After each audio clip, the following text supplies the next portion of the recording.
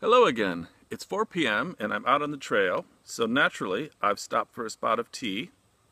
Today I'm in central New York on the ancient Interlochen Trail, an old Native American trail that's now a national forest.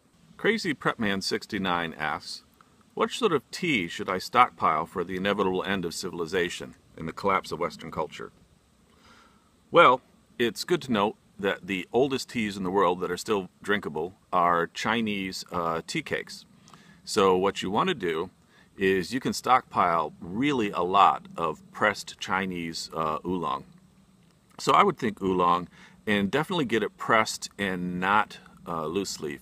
You want a dense cake with no oxygen in it, wrapped in paper, sealed in a tin. And you want several of those because as you open each one, the oxygen will begin to get to it and it'll deteriorate. And you want to keep those in a nice cool place, like a bomb shelter would be just great. So if you do that, you'll run out of food and other things long before you run out of tea. What sort of tea set should I bring out to the woods? Well, you don't want to bring your grandmother's bone china.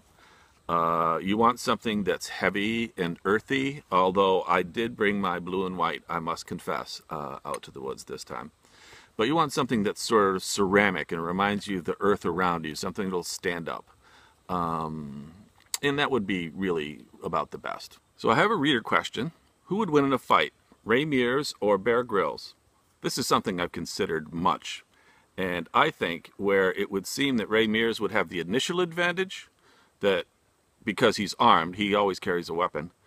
Bear Grylls always never carries a weapon, but he's really badass. So he would probably just vomit the live scorpions that he had for breakfast all over Ray Mears.